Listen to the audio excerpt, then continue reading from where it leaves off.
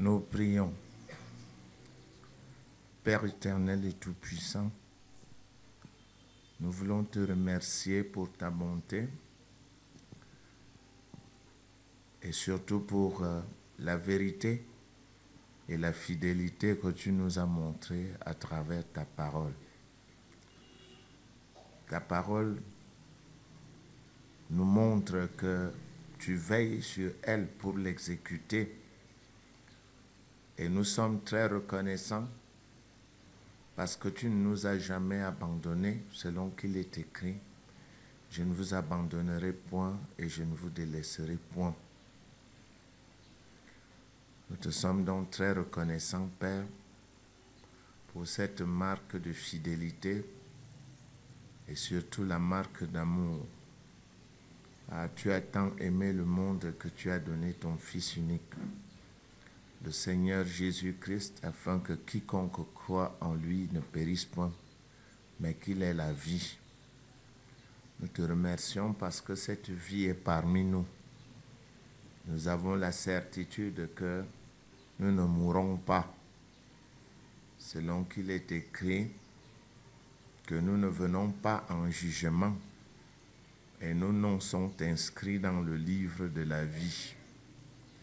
Nous voulons donc te remercier en cette matinée, parce que louer Dieu est notre style de vie dans l'engagement chrétien. Et nous voulons exécuter notre tâche, notre dévotion en cette matinée.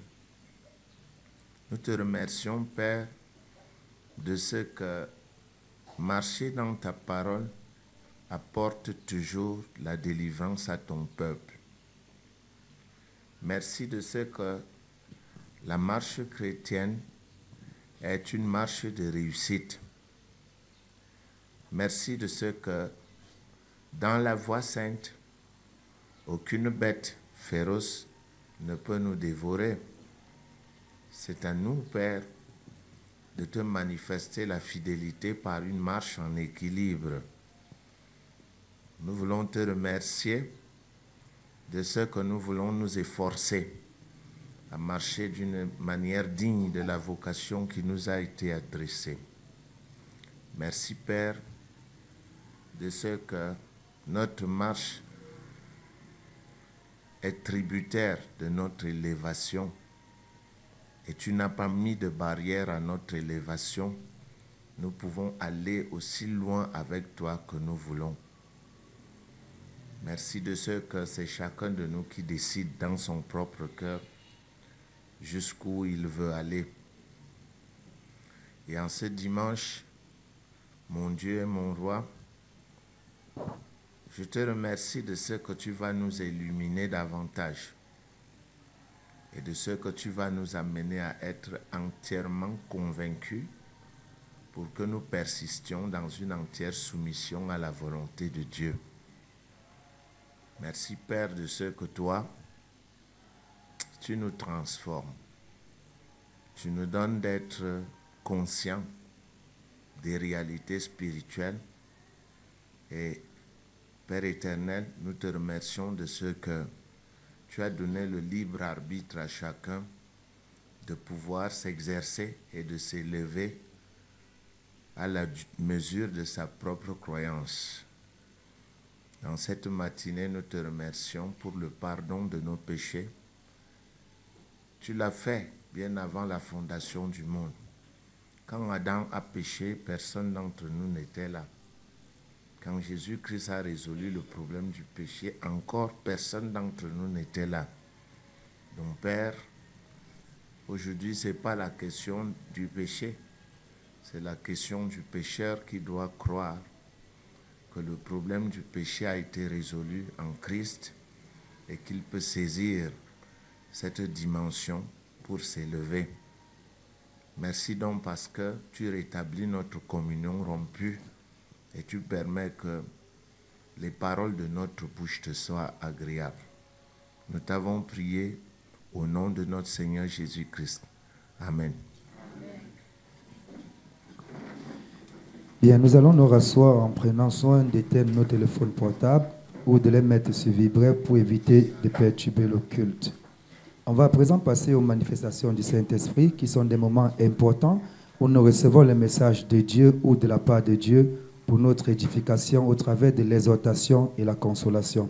Je vais ici appeler 4 prophètes à se mettre debout pour nous donner 2 parler en langue avec interprétation et 2 prophéties.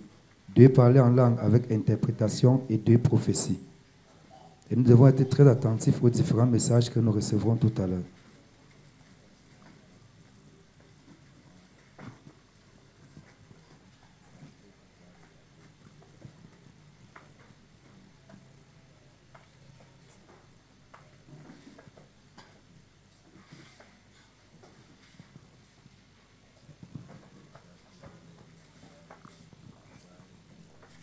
Garia gigastara kashaka rasta baria kire gastere torio kire kastere biriga shaka rasta kiria kiki kantere barigastara kashaka rastara karia kikantere. Je suis l'Éternel votre Dieu. J'ai fait de chacun de vous un traîneau aigu, tout neuf, garni de pointes. J'ai départi en chacun de vous une mesure de foi qui est plus grande qu'un grain de sénévé. Tenez-vous sur cette vérité et écrasez toutes les montagnes, toutes les collines qui se dresseront devant vous. Rendez-les semblables à la paille que le vent emportera.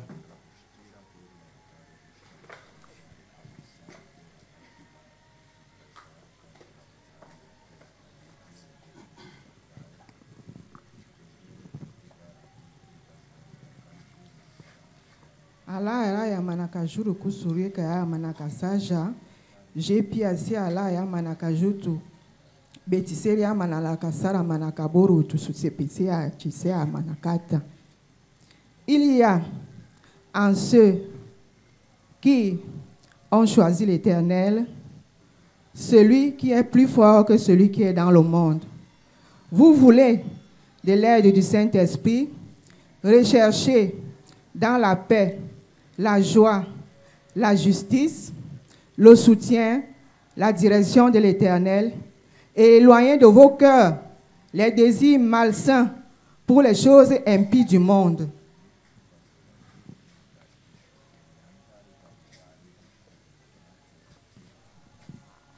Soyez des enfants reconnaissants en vous focalisant dans ma parole qui est la vérité, cette parole qui est une lampe sous vos pieds.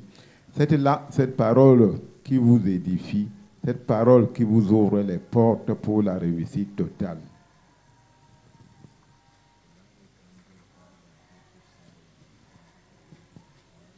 N'aimez pas le monde, ni les choses qui sont dans le monde.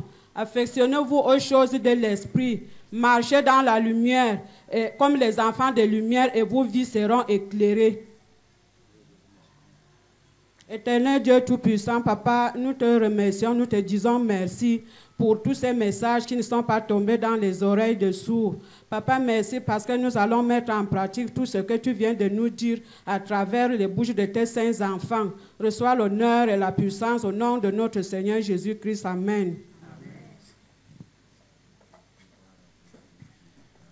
Bien, nous allons à présent prendre la prière pour l'enseignement et bien sûr la prière qui sera dite après l'enseignement. Je vais pour cela demander à l'ancien M. Nkwa de se mettre debout pour relever la prière au nom de toute l'Assemblée.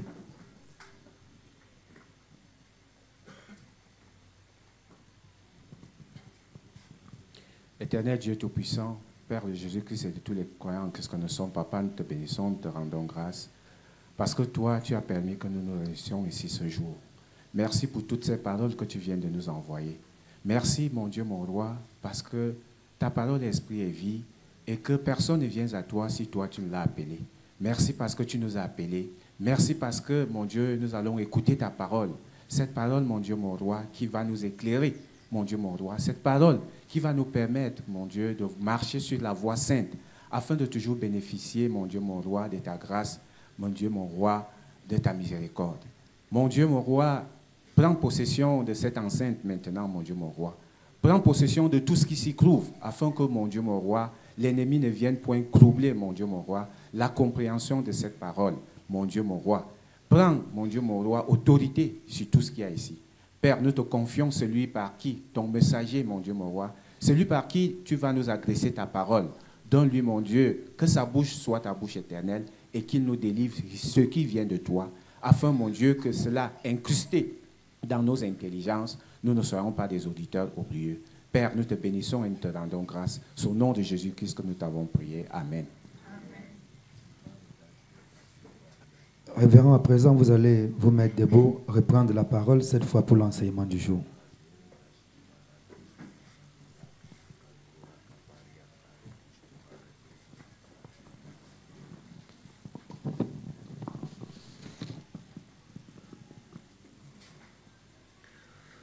Que Dieu vous bénisse au nom du Seigneur Jésus-Christ. Je voudrais enseigner aujourd'hui sur le thème « La parole de Dieu, notre demeure ». La parole de Dieu, notre demeure. Ce titre veut dire que la parole de Dieu doit être l'endroit où nous passons le plus de temps, l'endroit que nous habitons. La demeure est un habitacle. La demeure, c'est notre case. C'est l'endroit où nous avons la sécurité. C'est l'endroit qui nous met à l'abri des intempéries. C'est l'endroit qui nous met à l'abri des voleurs et des dangers qui accourent la nuit. Et lorsque nous disons, nous choisissons un titre comme la parole de Dieu, notre demeure, cela voudrait dire que la parole de Dieu est l'endroit où nous nous trouvons en sécurité. C'est les 4 murs dans lesquels nous dormons. Ce sont les 4 murs dans lesquels nous sommes à l'abri des intempéries spirituelles, à l'abri du voleur qui ne vient que pour dérober, égorger et détruire. Vous le savez très bien, les missions du voleur. Vous savez que Apocalypse 12:12 nous met en garde contre cet être spirituel. Et il dit « Malheur à la terre et à la mer, car le diable est descendu vers vous, animé d'une grande colère, sachant qu'il a peu de temps. » Voilà ce que nous entendons par la parole de Dieu, la demeure du croyant. On peut aussi dire que la parole de Dieu est notre demeure. Tout commence avec la nouvelle naissance. La nouvelle naissance est un engagement. Quand vous dites avec votre bouche Jésus, tu es le Seigneur de ma vie, je crois dans mon cœur que Dieu t'a ressuscité des morts, je suis sauvé. C'est un engagement que vous prenez. Un engagement est un lien. C'est un vœu. C'est une décision de faire, de respecter les clauses d'un contrat. Donc, la nouvelle naissance, c'est le point de départ de cette aventure passionnante. Et cette nouvelle naissance est un grand engagement que le croyant prend vis-à-vis de Jésus. Tu es le Seigneur de ma vie. C'est une décision très grave. Ce n'est pas de la blague. Nous avons dit que qui est le Seigneur de notre vie? Jésus. Et je pense que nous le pensions vraiment. Et si nos engagements sont salés, comme ceux du mariage, pendant lesquels nous nous engageons à penser ce que nous disons et à dire ce que nous pensons, nous devrions voir des résultats dans notre vie. Donc, nous disons que la nouvelle naissance est un engagement que le croyant prend vis-à-vis de Jésus-Christ. Le croyant a décidé de faire de Jésus-Christ le maître de sa vie.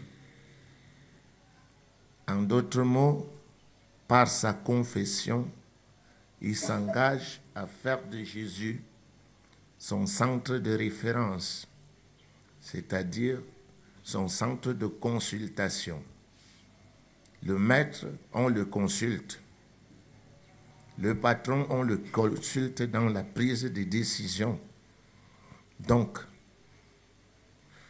le croyant s'engage à faire de Jésus-Christ son centre de référence ou encore de consultation pour tous les domaines de sa vie. Ce qui est d'ailleurs à son avantage, Christ étant la voie du succès.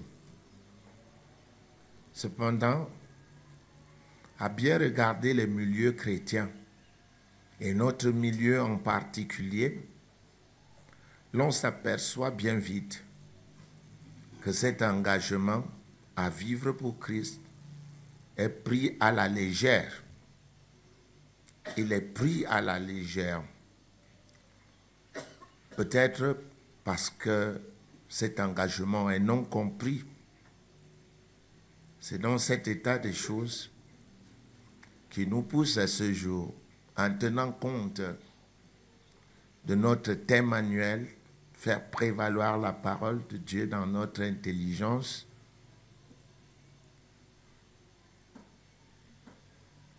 nous tenons à examiner dans certaines écritures pour mieux vivre notre citoyenneté céleste, pour mieux assumer l'engagement que nous avons pris. Et vous vous souvenez, dans la Bible, Dieu dit que c'est une folie que de prendre un vœu et de ne pas le respecter. Personne n'était derrière vous lorsque vous disiez de votre bouche quoi? Jésus, tu es le Seigneur de ma vie. Je crois dans mon cœur que Dieu t'a ressuscité des morts. Personne ne vous a obligé à le faire.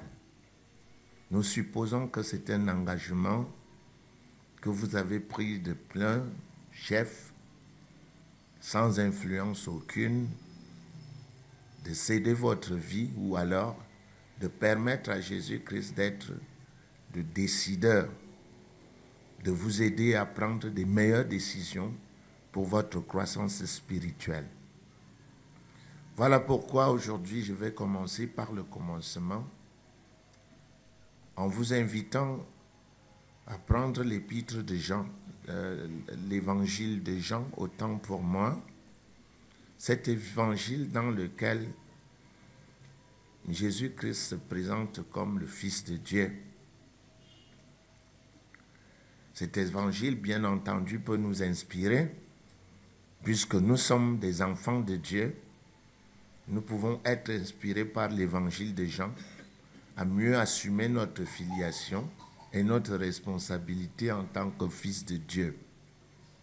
Donc en Jean, au chapitre 8, du verset 31, verset 32, il y a des principes qui peuvent nous aider à nous améliorer. Je vais citer ce verset. Et Jésus, dit aux Juifs qui avaient cru en lui, si vous demeurez dans ma parole, vous êtes vraiment mes disciples, vous connaîtrez la vérité et la vérité vous affranchira. Fin de citation. En regardant de plus près cette écriture, on peut voir de très grands principes qui peuvent nous aider à mieux faire. Si vous demeurez dans ma parole, cette écriture est pour notre instruction. Jésus-Christ dit aux Juifs qui avaient cru en lui, si vous demeurez dans ma parole. Nous avons vu tantôt ce qu'on appelle une demeure. C'est généralement une case. Et une case dans laquelle on vit. Et la case a cet avantage qu'elle est entourée de murs. Et il y a au-dessus une toiture. qu'à l'intérieur de cette case, nous trouvons notre sécurité contre les intempéries et naturellement contre les dangers, les animaux, les bêtes féroces et nos ennemis qui voudraient bien se débarrasser de nous dans la nuit noire. Sur le plan humain, Jésus-Christ nous montre ce que c'est que notre demeure sur le plan moral et spirituel. Il dit, si vous demeurez, si vous restez circonscrits dans les 4 murs de la parole, ça veut dire que nous devons regarder la parole, entendre la parole, parler la parole, humer la parole, manger la parole. C'est de cela qu'il est question. Si vous demeurez dans ma parole, et ici, la parole représente les bornes dans lesquelles nous devons marcher. Nous marchons dans les bornes de la parole. Si nous sortons de ces bornes, nous ne sommes plus en sécurité. Nous, en tant que chrétiens, souvenez-vous, Jean 10 a enseigné que le voleur ne vient que pour dérober, égorger et détruire. Et nous savons bien qui est le voleur. Nous avons étudié que le voleur est un des noms de Satan, notre adversaire. Et nous avons montré qu'il a 22 noms dans la parole de Dieu. Et ce nom, chaque nom de l'adversaire montre ses caractéristiques, montre ses agissements, montre qu'il est. Quand on l'appelle le voleur, ça veut dire qu'il entre dans la vie des gens par effraction. Et sa mission est de dérober, égorger et détruire. Et la seule maison dans laquelle le voleur ne pénètre pas aisément est la parole de Dieu. C'est la raison pour laquelle Dieu nous dit, si vous demeurez où? Dans la parole de mon Fils. Si vous demeurez dans ma parole, demeurez où?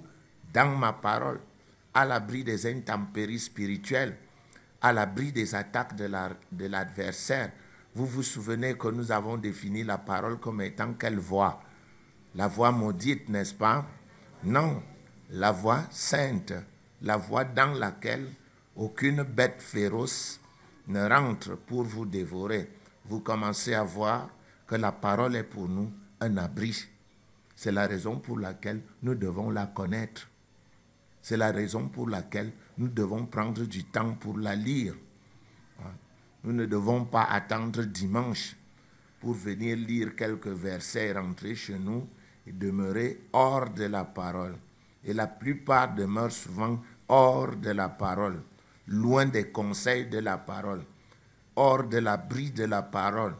Voilà pourquoi nous vivons des choses que nous vivons jour après jour. Si vous demeurez où? Dans ma parole, il y a une première vérité, c'est que vous êtes vraiment mes disciples. Le vrai disciple, c'est-à-dire le vrai élève.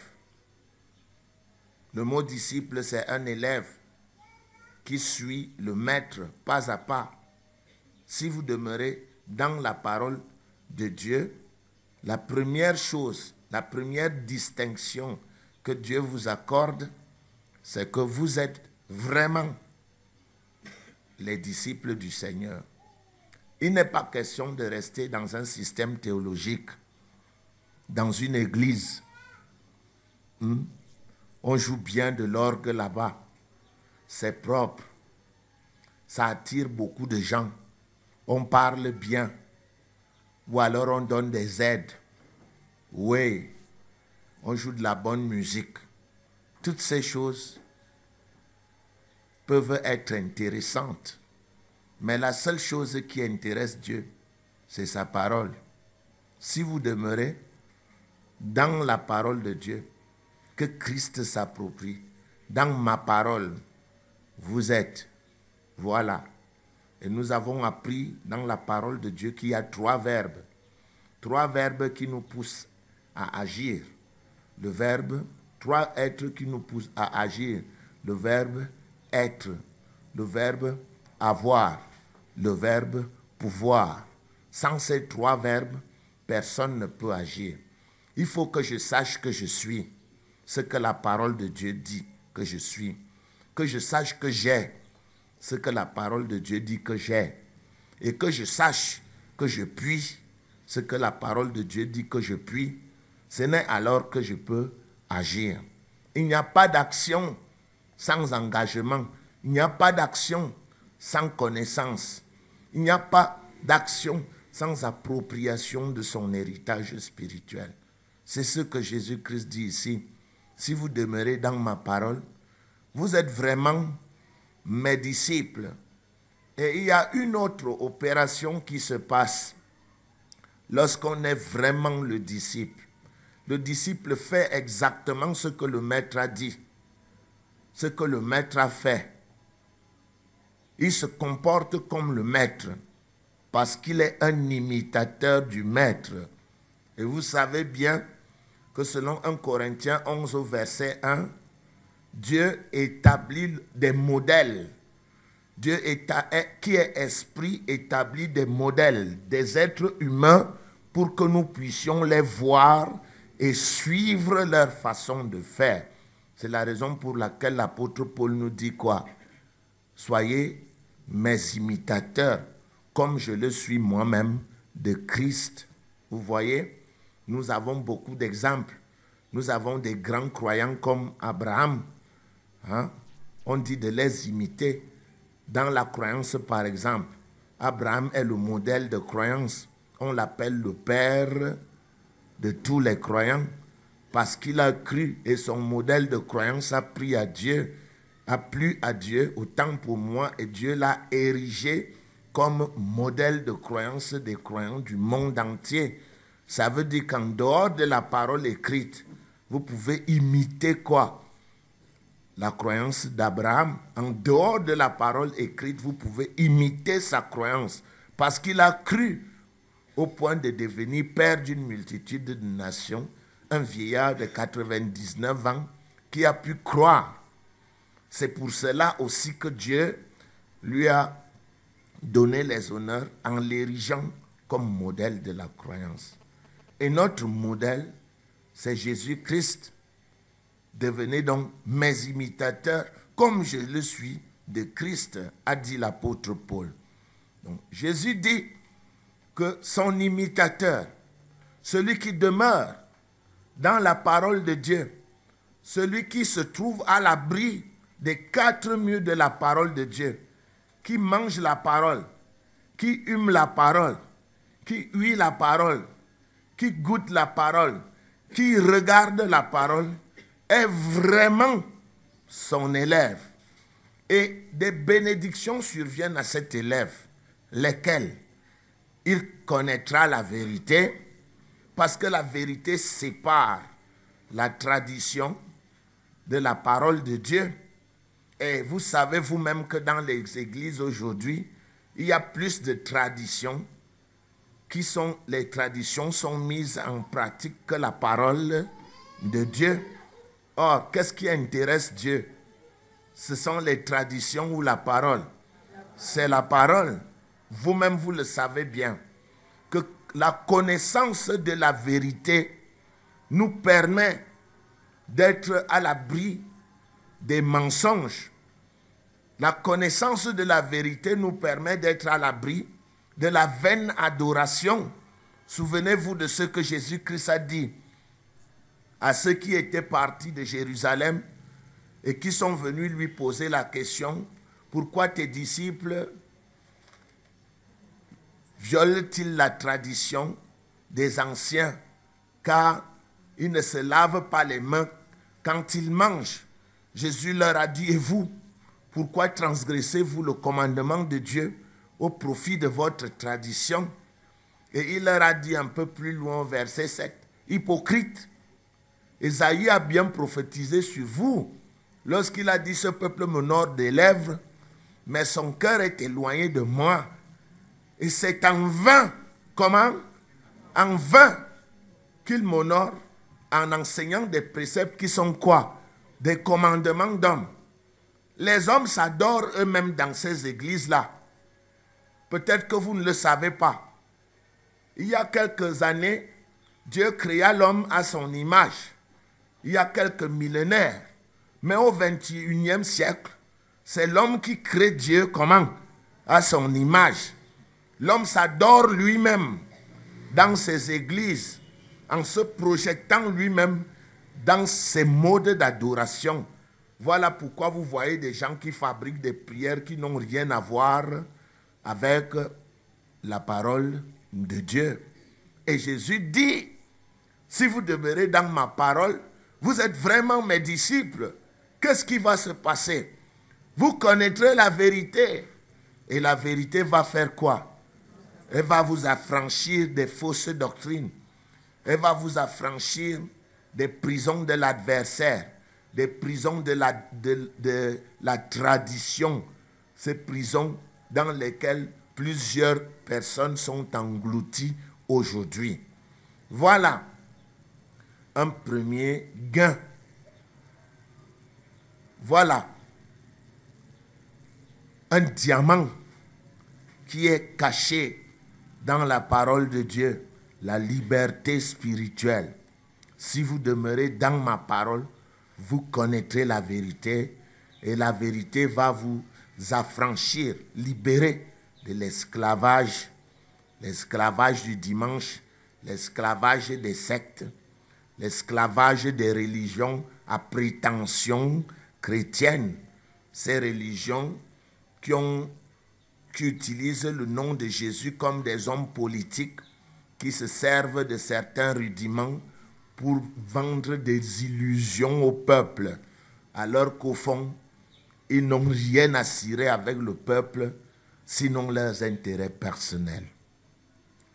Voilà ce que dit ce premier verset. Et je commençais, mon propos liminaire disait quoi? Que la nouvelle naissance est quoi? Un engagement. Si tu as confessé Christ, tu es condamné à vivre la justice si tu veux t'épanouir. La confession de Christ n'est pas une faveur que vous faites à Dieu. C'est une nécessité si vous voulez échapper à la colère à venir. Et nous avons un ami ou un ennemi commun. Il s'appelle le diable. Et personne ne peut s'affranchir du diable en dehors du cadre de la parole de Dieu, qui est la voie sainte dans laquelle le suivant de Jésus-Christ doit marcher. Je voudrais continuer mon propos en disant que notre style de vie doit respecter une certaine éthique, un certain comportement. En tant que disciples de Christ, nous avons un ennemi commun qui s'arrange à nous faire échouer.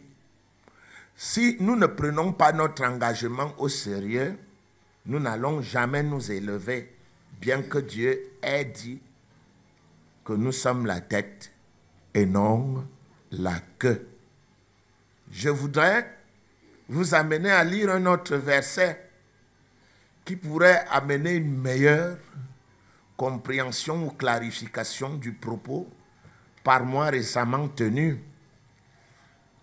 Nous sommes en Romains 8, versets 1 et 2. Il y a des mots que des gens ne comprennent pas. Et le texte dit, « Il n'y a donc maintenant aucune condamnation pour ceux qui sont en Christ. » En effet, la loi de l'esprit de vie en Jésus-Christ m'a affranchi de la loi du péché et de la mort. Fin de citation. Revenons. Il n'y a donc maintenant aucune condamnation pour ceux qui sont en Christ. Nous avons l'habitude de dire quoi? Christ où? Christ où? Et nous répondons comment? L'espérance de la gloire. Christ en nous. Mais ce n'est plus Christ en nous. Le texte dit quoi? Il n'y a donc maintenant aucune condamnation pour ceux qui sont comment? En Christ. Christ en nous est une chose. Nous, en Christ, en est une autre chose.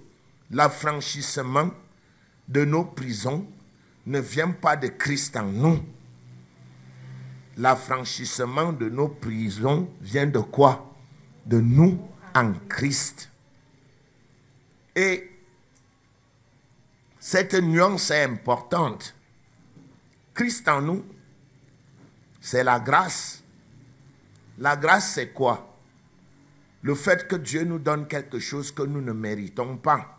C'est ça qu'on appelle la grâce. La grâce, c'est quoi? C'est naître homme ou femme. Si tu es né homme, tu n'as pas fait le concours de naître homme. Si tu es né femme, tu n'as pas fait le concours de naître femme. C'est une grâce.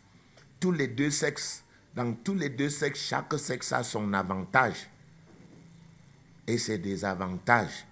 C'est une grâce de Dieu, une faveur divine imméritée. Tu ne mérites pas, mais Dieu fait de toi ce qu'il fait parce qu'il a jugé que c'était bon comme cela. C'est pourquoi il fait de toi ce que tu fais.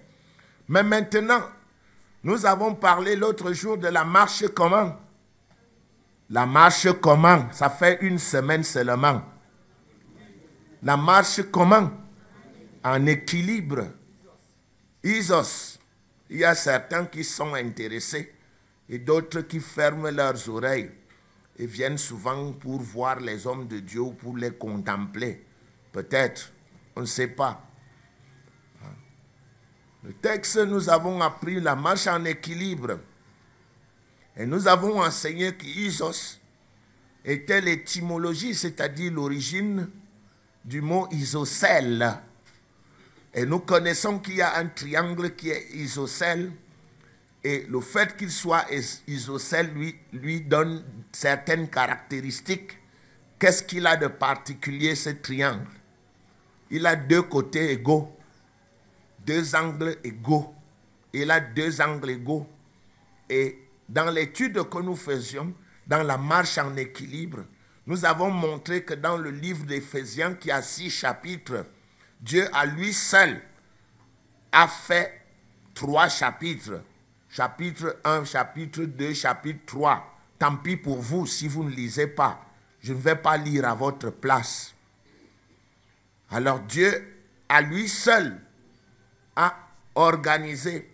Il a mis l'ordre et il a marché et il a agi dans 3 chapitres. Et nous pouvons voir, rien que dans le premier chapitre, les formes du verbe avoir. Combien de choses Dieu nous a données. Les choses de Dieu sont spirituelles.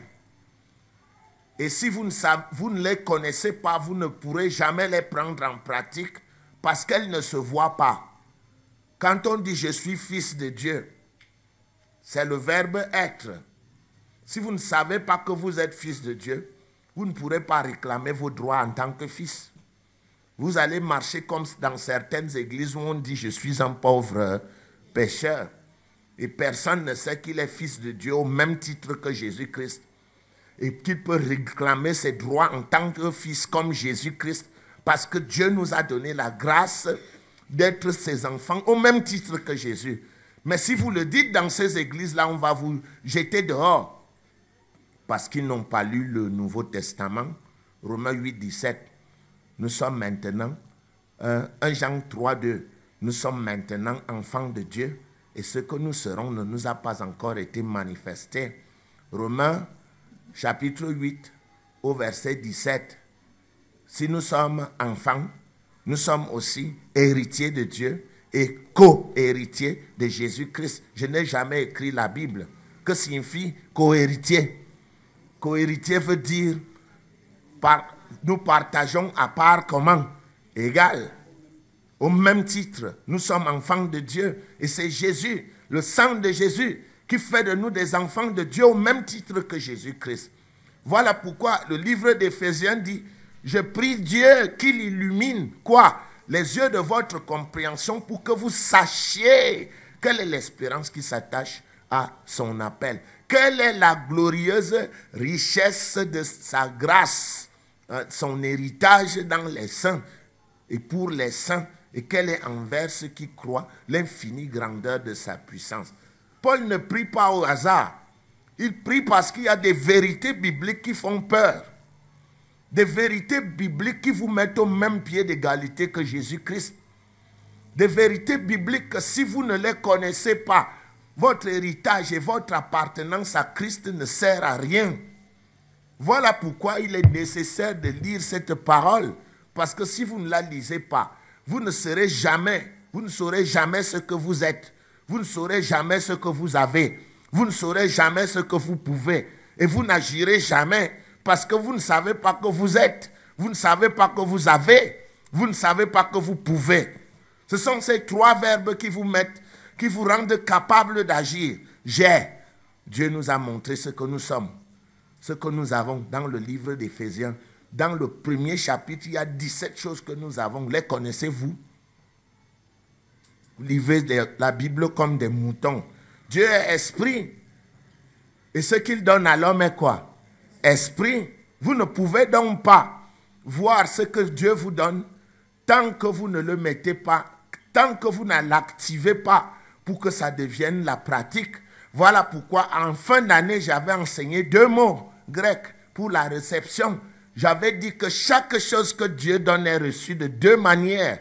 La réception d'abord subjective et la réception objective. La réception subjective signifie que Dieu est esprit et il ne peut vous donner que ce qu'il est. S'il est juste, il vous donne la justice. Et vous êtes juste par semence spirituelle. Mais ça ne se voit pas sur le plan physique que vous êtes juste. Alors qu'est-ce qu'il faut faire? Il faut activer la justice spirituelle pour devenir quoi? Juste physiquement. Vous commencez à vous comporter comme quelqu'un de juste parce que vous savez que vous avez reçu quoi? La justice et que vous êtes devenu esclave de cette justice.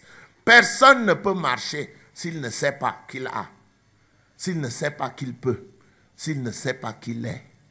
C'est la raison pour laquelle nous nous sommes évertués pendant des années à enseigner aux chrétiens ce qu'ils sont. Et ils n'ont jamais compris ce qu'ils sont. Ils continuent à vivre en dehors de la parole qui est la leur. Ils continuent à croire les diagnostics des médecins. Dès que le médecin lui dit, vous avez le cancer, tout de suite, qu'est-ce qu'il dit? J'ai le cancer. Mais que dit la parole de Dieu? Le juste vivra par la croyance. Nous ne marchons pas par la vue. Nous marchons comment? Par la foi. Ça veut dire que si le médecin dit que j'ai le cancer, moi je dois dire quoi? Je n'ai pas, mais plusieurs ici le croient. Dès que le médecin dit tu ne peux pas, alors je ne peux pas. Alors que nous sommes fils de qui? Et en tant que Dieu, nous avons le pouvoir d'ouvrir les portes de quoi? De l'impossible. Oh non, tu ne peux pas faire d'enfant. Il met ça dans sa tête qu'il ne peut pas en faire. Et quoi? Croire est égal à quoi? Or, la parole de Dieu dit quoi? Tu peux en faire. Tu es. Tu as. Tu peux. Tu agis. Chacun ici croit plus à quoi? À ce qu'il voit. Or, Dieu te demande de croire à quoi? Le juste vivra par... Le juste vit par la vue. Il vit par la vue. Il vit par les 5 sens. Non. Nous limitons fréquemment Dieu dans nos vies en refusant d'être ce que nous sommes. Nous croyons plus à ce que les 5 sens nous disent. Et nous ne franchissons pas. Tel est venu me voir en me disant qu'on va enlever son utérus. Et les autres lui disent, non, il faut aller à l'hôpital. Tu risques de mourir. Et il finit par croire qu'il faut aller où? À l'hôpital. Il refuse de croire que Dieu lui a dit quoi? Même si l'utérus est malade, ton utérus n'est pas malade. Refuse de croire le diagnostic des gens qui veulent te faire croire que ton utérus est malade. Mais tout le monde fait quoi? Dès que le médecin lui dit c'est fini, tu es mort, il fait quoi? C'est fini, je suis mort. Or, le juste vivra par quoi? Non, c'est cette bataille des sens-là, les batailles des sens, la foi contre les 5 sens. Les 5 sens disent, mon frère, tu n'auras pas d'enfant. Toi, tu ne peux pas. Alors tu dis quoi? Eh bien, je ne peux pas. Or, Abraham nous montre quoi? Qu'il avait 99 ans. Et ce n'est pas à 99 ans qu'on fait des enfants. Mais il a refusé le diagnostic de son corps qui disait quoi?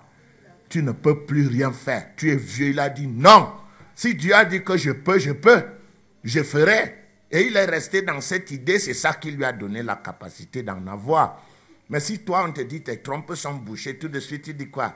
Mes trompes sont bouchées. Pourquoi voudrais-tu qu'elles soient ouvertes? Elles sont comment? Croire est égal à quoi? Or, qu'est-ce qu'on définit là? On définit la croyance comme quoi? Vous répétez bien. Chacun ici a répété, mais personne n'y croit. C'est ça, non? De tous les disciples de Jésus qui croyaient qu'il allait ressusciter, un seul, Joseph d'Arimathée, c'est lui qui a pris le drap, il a posé sur Jésus. L'autre, Nicodème, est venu avec ses employés. Ils ont fait quoi? Ils ont bandé. Tu dis que mais quoi? Comment vous pouvez enterrer mal quelqu'un comme ça alors qu'il est mort? Oh, l'autre disait quoi? Il va ressusciter dans 3 jours. Pourquoi l'enterrer normalement? Mettons un drap sur lui, ça ne sert à rien. L'autre a dit quoi? Ah, laissez-nous ça. Bandez-le, embaumons-le, mettons-le dans le plâtre. Hein? C'est ça que chacun de nous fait. Christ dit, je ressuscite. L'autre dit quoi? Tu ne peux pas ressusciter. Tu n'as pas le cancer. L'autre dit, ah, dis donc, laisse-nous ça. C'est des histoires. Tu as le cancer. Toi-même, regarde, tous les textes disent quoi? Tu as le cancer. On a fait ça à une de mes amies au Canada. Je vais taire son nom. Mais c'est une grande croyante. Elle m'a appelé, elle m'a dit que mon fils, je vais refuser ça dans ma tête. Je leur ai dit que je n'ai pas de tumeur. Et je n'en ai pas. Elle s'est battue pendant 3 mois dans sa tête. On dit, madame, venez. Elle dit, je n'ai pas. Les autres, vous avez. Elle est allée à l'hôpital le 3e mois, il n'y avait rien. Et pourtant, ils avaient vu. Et elle a dit quoi? Je refuse. Je n'ai pas. Dieu dit quoi? Je n'ai pas. Dieu dit que j'ai la victoire. Si vous demeurez dans mais vous demeurez dans quoi? Les paroles des médecins. Hein? Vous demeurez dans quoi? C'est les paroles des médecins, non? Non, le médecin a dit que... Une amie à moi m'a appelé hier au téléphone pour me dire que peut-être que les intestins de l'enfant sont mangés dans le ventre. Je lui dis, mais c'est pas possible ça.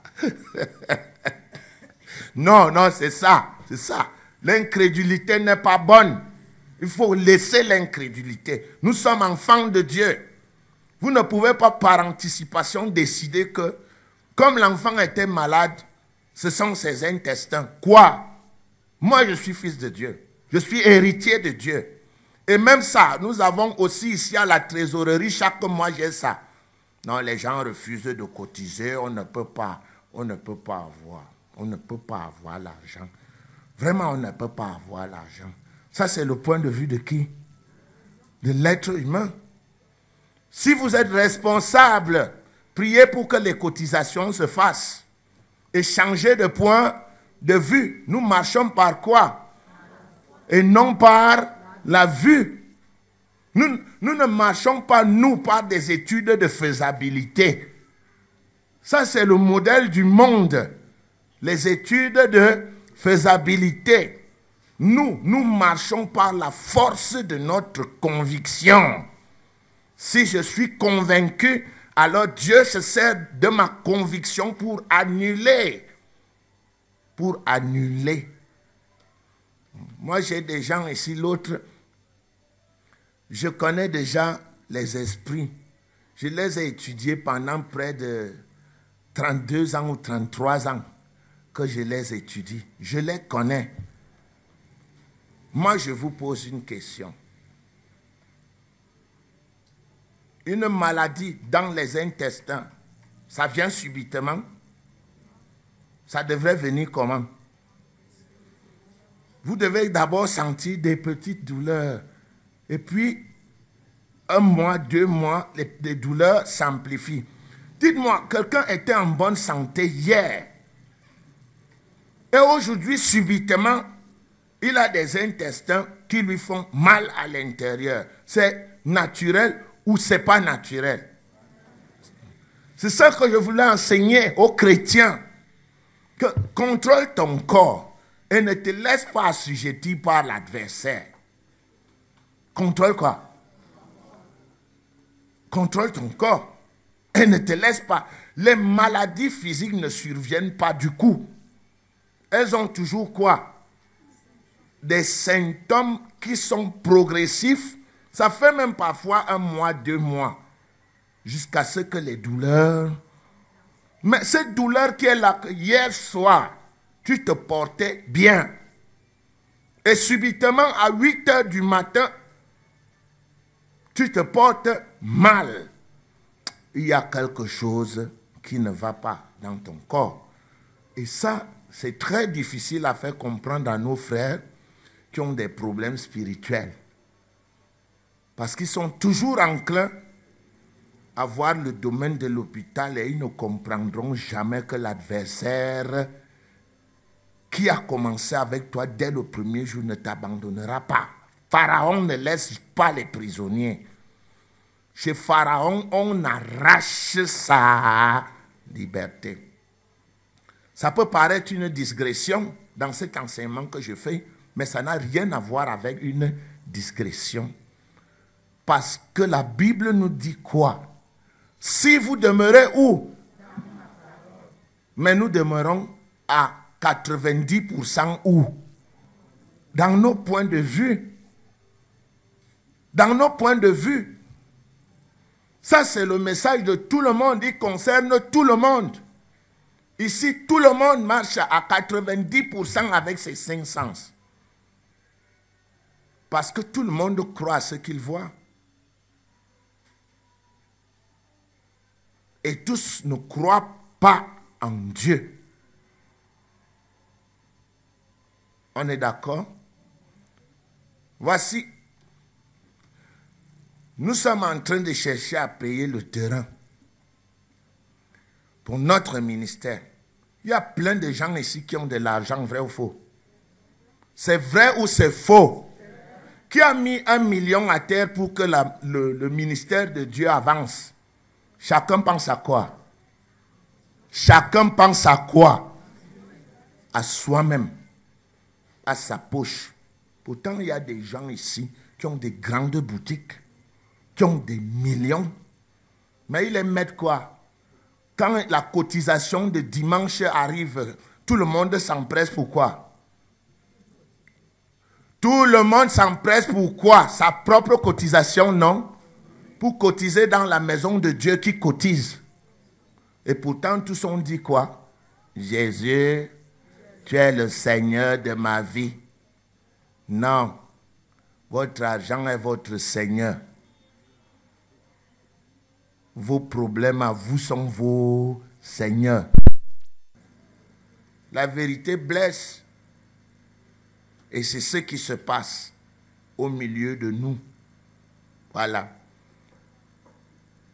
Il y a 2 mots.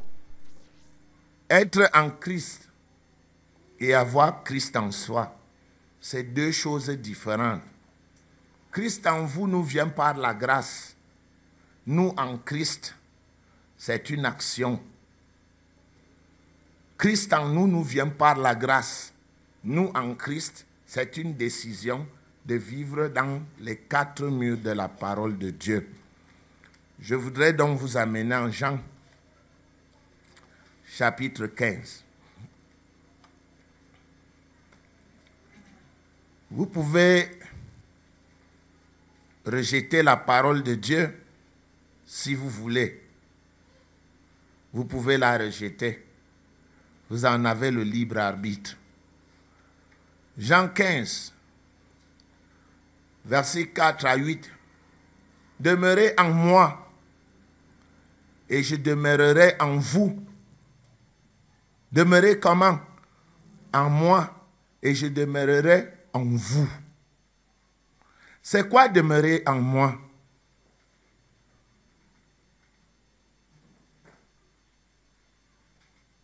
C'est quoi demeurer en moi? Pardon? Rester? Qu'est-ce qu'il y a à rester constant là? Demeurer en moi. Jésus dit demeurer en moi.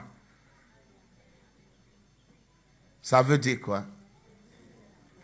Comment? Je ne vous suis pas.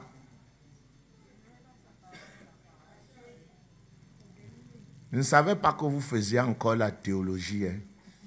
Après tant d'années que nous vous ayons donné la parole de Dieu. Jésus, c'est qui? Alors, demeurer en moi, ça veut dire quoi? La seule chose que nous avons de Jésus aujourd'hui sur terre, c'est la parole. Christ en moi. Pour manifester le Christ, c'est la parole que Christ avait qui le représente. La parole de Dieu représente le Christ absent. Donc, demeurer en moi veut dire quoi? Voilà. Demeurez en moi et je demeurerai en vous.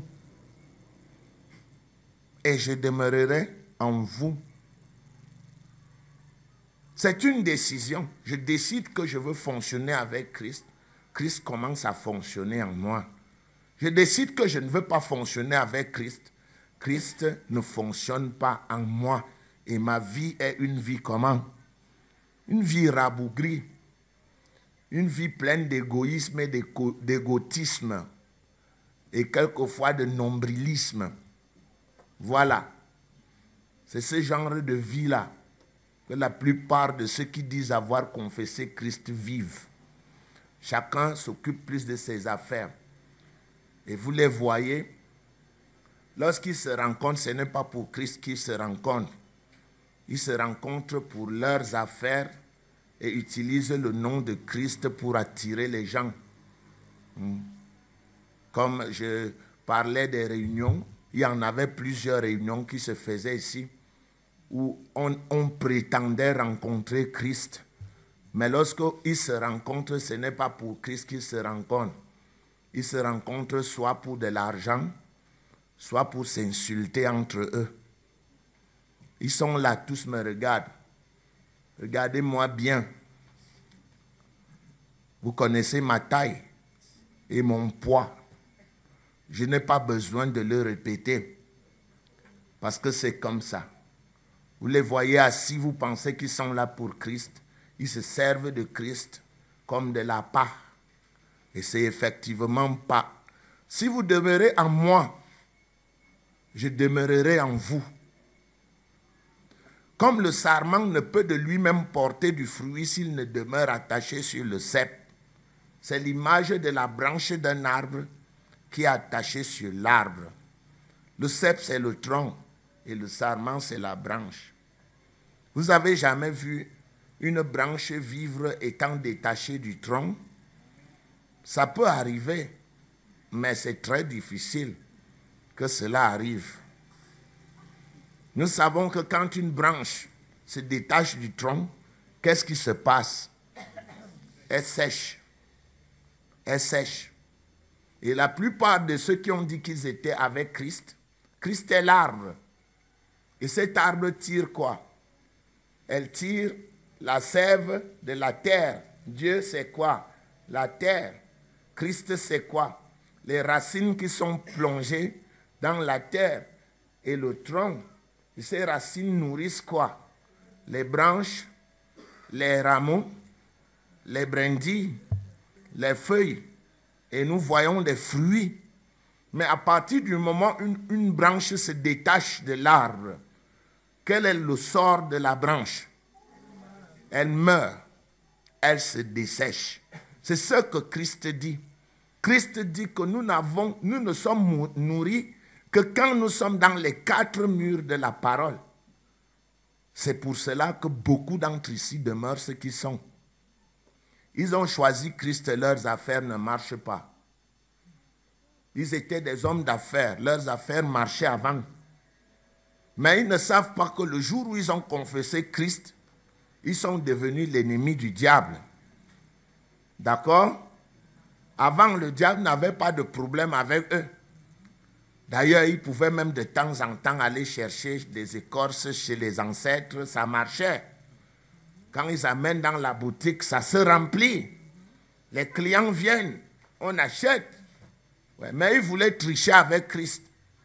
C'est-à-dire en disant, Christ, Jésus, tu es le Seigneur de ma vie, et en même temps faisant quoi? Leur petite magouille. Comme il n'y a pas de magouille au ciel, ils sont mal tombés. Parce qu'aujourd'hui, non seulement ils ne sont pas avec Christ, Christ qui est leur protection, les 4 murs dans lesquels ils devraient être pour que les bêtes féroces ne les mangent pas, mais ils continuent à être où? En dehors de Christ, mais ayant dit avec leur bouche que qui était le Seigneur de leur vie. Voilà l'échec. Ils prient donc et ne voient aucun résultat. Vous êtes responsable de vos propres échecs. Ne venez pas me voir pour dire, pasteur, ça ne marche pas. Ça ne marche pas parce que vous avez triché avec Christ. Vous avez dit, Jésus, tu es le Seigneur de ma vie, mais vous êtes resté le Seigneur de vos propres vies. Et comme Satan vous en veut parce qu'il sait que votre âme sera sauvée malgré tout, il dit, ok, toi ton âme est sauvée, mais tes affaires, tu n'auras plus 5 francs. Allez même faire des sacrifices au village, il n'y aura rien. Et si vous y allez même, ce qui va se passer, c'est que vous serez dévoué au diable. Et il va vous tuer parce que vous n'aurez plus la protection de qui? Du Père. Voilà pourquoi on nous appelle esclaves de la justice. Lorsque quelqu'un se lève pour confesser Jésus-Christ, il doit aller jusqu'au bout. Mais c'est d'ailleurs ce qui est écrit en Galates, non? Ne vous y trompez pas, on ne se moque pas de Dieu. C'est noir sur blanc dans Galates chapitre 6. Ce qu'un homme aura semé, il fera quoi? Il le moissonnera. Vous semez pour la vie, vous semez la vie. Vous semez pour la mort, vous semez la mort.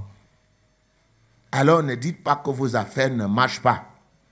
C'est vous qui êtes responsable de vos propres échecs. Verset 5. Je suis le cep, vous êtes les sarments. Celui qui demeure en moi et en qui je demeure porte beaucoup de fruits, car sans moi, vous ne pouvez rien faire. Est-ce que tu as ouvert les oreilles? Tu as ouvert les oreilles. Tu es piégé avec ta bouche. Tu as dit Jésus quoi? Et tu es demeuré quoi? Le Seigneur de ta propre vie. Et Jésus dit quoi? Ne vous y trompez pas. On ne se moque pas de Dieu. Ce qu'un homme aura sémé, il le moissonnera. Et tu moissonnes ce que tu sèmes. Ne te plains donc pas. Ici, on ne triche pas. Dites-moi un peu, une assemblée des enfants de Dieu où on vole encore, où un frère ne peut pas déposer un téléphone à la charge. Vous dites que vous êtes enfant de Dieu. C'est drôle parce que ça salit les vrais fils de Dieu qui sont au milieu de vous. Mais ce n'est pas digne de vous. Ce n'est pas digne. C'est digne? Ils sont muets. Dites alors que c'est digne. Ça veut dire que ceux qui viennent ici viennent comme au temps de Christ. Beaucoup ne venaient pas à Christ parce qu'ils venaient à Christ. Ils savaient que Christ transformait l'eau en vin. Alors les soulards faisaient quoi? Ils le suivaient parce qu'ils pensaient que de temps en temps, il peut transformer l'eau en vin. Et les gourmands faisaient quoi? Ils savaient que lui, là, dans le désert, si la nuit nous bloque là, il va lâcher la nourriture. Ça va venir. Et les autres, les politiciens, ils le suivaient. Ils disaient, mais le type là, il parle bien. S'il a le pouvoir demain, vraiment nous-mêmes on pourra partager un peu de ce pouvoir-là. C'est ça. Combien vraiment suivaient Christ? puisqu'il est démontré qu'à Jérusalem ce jour-là, les mêmes qui avaient placé les rameaux en disant quoi? Hosanna au fils de David, qui disait crucifiez-le. Qui disait crucifiez-le. C'était les mêmes. Vous voyez? Plusieurs viennent ici. Ils savent qu'on a la parole, oui. Mais ils ont leurs intérêts. Quand il faut mettre l'huile, ils viennent. Quand il faut aller enseigner où ils sont des pasteurs dans les brousses, ils continuent là-bas. Hein? Quand on dit que cotisons, de temps en temps, ils jettent une pièce pour qu'on les voie. Parce que quand le ministère sera grand, eux-mêmes, ils pourront être des pasteurs. Pourquoi pas? Ils sont là des anciens depuis longtemps. Hein? D'autres sont là, eux, ils savent qu'on prie pour les malades. Alors, quand ce n'est pas la prière pour les malades, ce n'est pas leur affaire. Dès que le pasteur enseigne même 2, 3 fois, il commence à dire, non, tu parles trop, tu as dit que tu allais prier, prie, non? Ils sont nombreux qui sont là. D'autres sont dans des églises parallèles là. Ils viennent voler les enseignements. Parce qu'ils pensent que la source va tarir, ils vont nous rassembler. Ce n'est pas parce que tu es tombé dans la boue que tu deviens la boue. Il suffit que l'eau te touche un peu, toute la boue se dégage. Chers amis, soyez vous-même. Jésus le savait. Il savait que le cœur de l'homme est méchant. Hein? Ne fonctionnez pas avec Dieu comme des politiciens. Fonctionnez avec Dieu en ayant le cœur en Dieu. Verset 6. Si quelqu'un ne demeure pas en moi, il est jeté dehors comme le sarment et il sèche. Puis on ramasse les sarments, on les jette au feu et ils brûlent. Verset 7. Si vous demeurez en moi et que mes paroles demeurent en vous, demandez ce que vous voudrez et cela vous sera accordé. Faites quoi? Si vous demeurez en moi et que mes paroles demeurent en vous, faites quoi? Et bon, si vous portez beaucoup de fruits, c'est ainsi que mon Père sera glorifié. Dieu aime notre prospérité. Ne croyons pas que quand nous prions, il n'est pas d'accord. Ne croyons pas que quand nous faisons des affaires, il veut que nous soyons pauvres. Non, Dieu veut. Si vous portez beaucoup de fruits, c'est ainsi que mon Père sera glorifié et que vous serez mes disciples. Imaginez un seul instant que tous ceux qui viennent ici, on voit des longues Mercedes qui vont partout. Qui est glorifié? Dieu ou pas? Imaginez-vous que tous ceux qui viennent ici aient des grandes boutiques et que leur boutique prospère. Qui est glorifié? Oui, c'est ça. Si vous demeurez en moi et que mes paroles demeurent en vous, verset 8, demandez ce que vous voudrez et cela vous sera accordé. Voilà. Ça, j'aimerais que vous retravailliez cette section individuellement, chacun d'entre vous. Jean 16 du verset 4 au verset 8. C'est une section d'écriture qui parle beaucoup et qui enseigne énormément sur les bienfaits de la marche sur la parole, la demeure sur la parole. Colossiens 3,16. Colossiens 3,16. Lorsque vous voyez une église qui se fane, vous voyez une église où les gens ne sont pas prospères, voici où ils sont enterrés. Colossiens 3,16. Que la parole de Christ habite parmi vous abondamment. Est-ce que la parole habite parmi vous? J'ai posé une question. Non? Quand vous vous rencontrez, deux amis de ce ministère, vous parlez de quoi? Des futilités, des injures, de la chaussure que portait une sœur en Christ, de la coiffure que portait une sœur en Christ, des vêtements que portait un tel. C'est ça que vous venez chercher ici? Non. vous parlez de futilité. Les milieux chrétiens sont même pires, souvent pires que les milieux où les gens ne servent pas Dieu. Les francs-maçons et les rosicruciens sont même parfois plus disciplinés et plus honnêtes que les chrétiens. Et c'est ridicule. Voilà l'indication. Que la parole de Christ habite parmi vous abondamment. Voilà. Vous voulez vivre en Christ, en vivant dans le monde? Oui. Oui.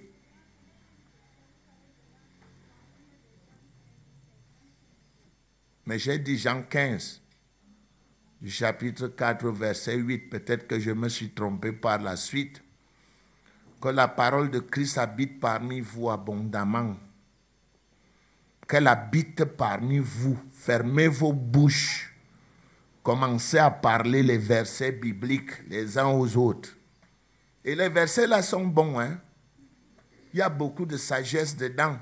Oh frère, tel a fait ceci, ma soeur. La mort et la bouche, la mort et la vie sont au pouvoir de la langue. Quiconque l'aime en mangera les fruits. Christ vit en moi. C'est plus moi qui vis. Mon oreille n'écoute plus les insanités. Et c'est les plans diaboliques que vous faites souvent en secret. Parce que vous vous rencontrez souvent en secret pour la déstabilisation de ce ministère. C'est vous qui serez déstabilisés. Faites attention. Nicodème ou bien quelqu'un l'avait dit au conseil des sages. Les gens avaient décidé de fermer l'église de Jérusalem. Ils arrêtaient les apôtres, ils les ont amenés au Sanhédrin pour les condamner. Ce monsieur leur a dit, si c'est l'œuvre de Dieu, ne courez pas le risque de combattre contre Dieu. Faites attention. Cette œuvre, elle est différente de toutes les œuvres auxquelles vous avez participé. Moi, je le sais. Et je sais de quoi je parle. Cette œuvre est fondée sur la parole de Dieu.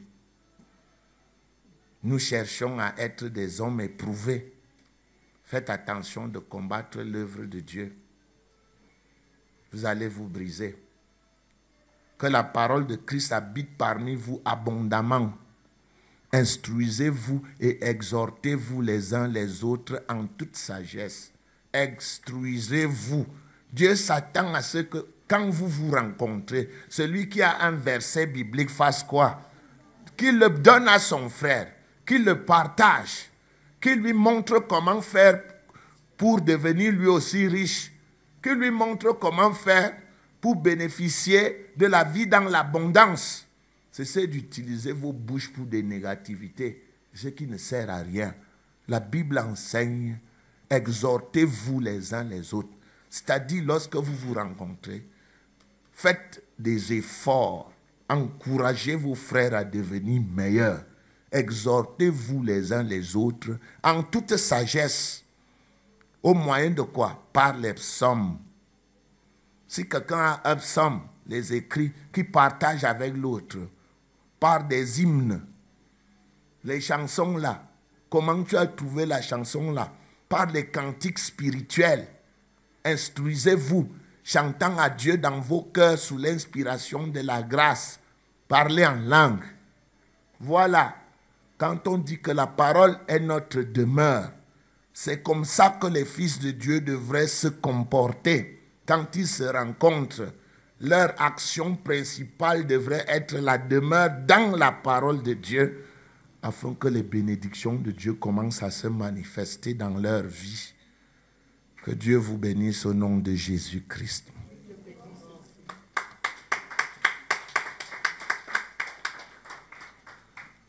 Nous allons prier. Ce dimanche est un dimanche spécial.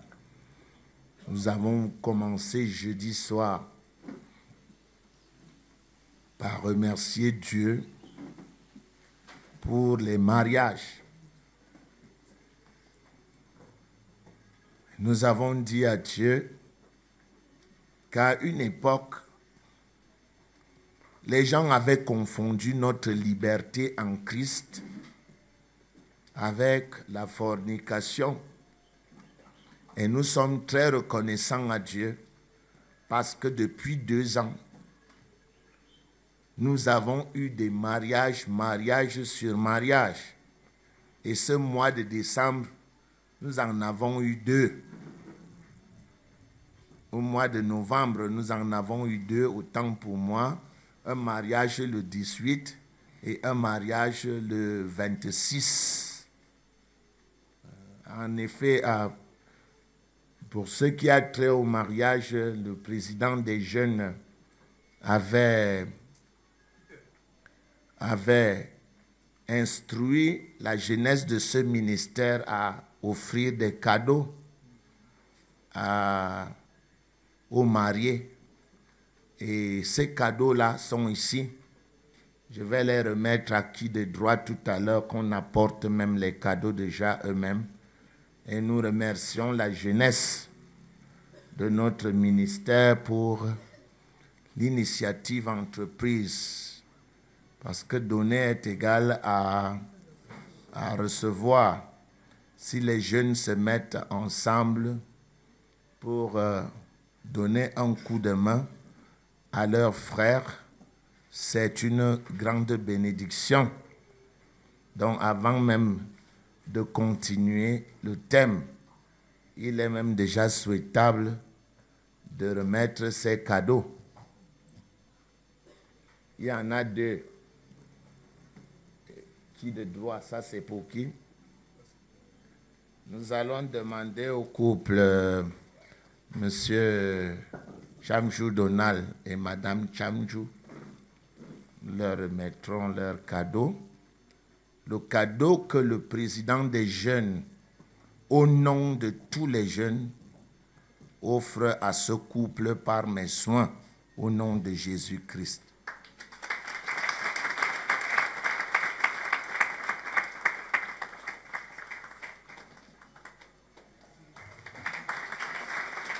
Nous allons appeler le couple Kwam, Gervais et son épouse, à venir. C'est vrai que notre caméra ne voit pas les beaux visages, mais je souhaiterais que les visages soient vus, parce que monter encore, même si je vais vous donner les cas de monter, il faut qu'on voit vos visages en international, qu'on voit le beau couple des jeunes. Voilà, c'est des beaux visages. Ils sont jeunes, hein? C'est des jeunes. Ce ne sont pas des croulants qui cherchent l'épaisseur des porte-monnaies. Nous avons vu des jeunes. Et je vais vous remettre le cadeau. Non, prenez votre cadeau par là. Il faut que ce soit par là. En international, les croyants. Venez. Voilà. Les croyants en international pour voir.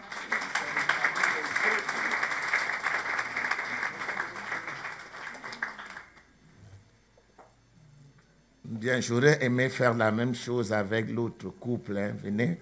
Venez. Comme ça, au moins, vos frères qui sont partout dans le monde peuvent vous voir. Peuvent voir le cadeau que les jeunes de votre ministère vous ont offert. Que le couple se tienne.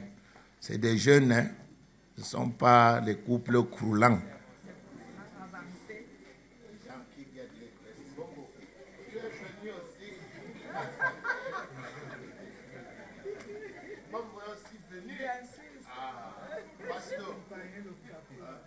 Voilà, félicitations, regardez, saluez vos frères.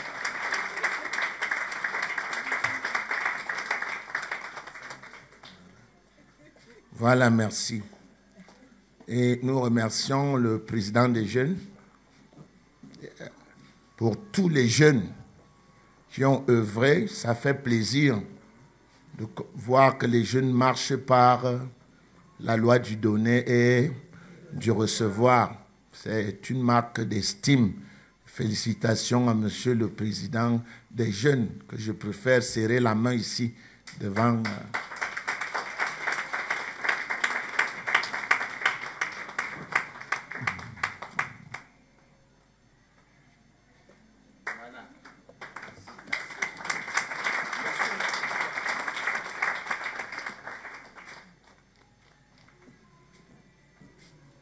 Nous avons donc prié pour les mariages.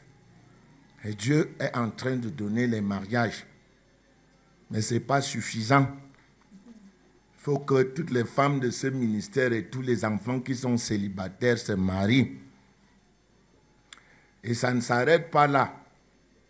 Nous avons aussi décidé de prier pour que ces couples aient des enfants. Et que les attaques de l'adversaire contre la procréation soient brisées. Voilà. Donc nous avons commencé ces prières-là. Jeudi dernier, il y a eu beaucoup de témoignages jeudi dernier. C'était très fort comme prière. Nous aimerions continuer dans la même lancée. Aujourd'hui, jeudi prochain, dimanche prochain, tout à l'heure, les anciens vont oindre. Mais après cette prière que je vais adresser à Dieu, je vous prie d'être attentifs. Père éternel et tout-puissant, Père de Jésus-Christ et de tous les croyants que nous sommes, je te suis très reconnaissant pour ta parole que tu as magnifiée en Christ Jésus. Tu n'es pas un homme pour mentir, ni fils d'un homme pour se repentir de tes dons. Tu es un Dieu de vérité. Et ta renommée s'est accrue à cause de l'accomplissement de tes promesses. Père éternel et tout-puissant, je voudrais d'abord te remercier pour les mariages que tu as accordés à tes enfants, des jeunes gens qui ont décidé de se marier malgré les difficultés que les jeunes peuvent rencontrer.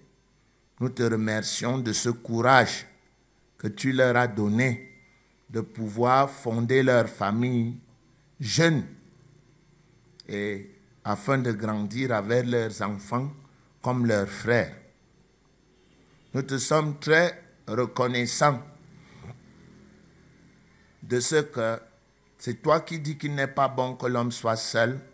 Tu vas lui faire une aide semblable à lui.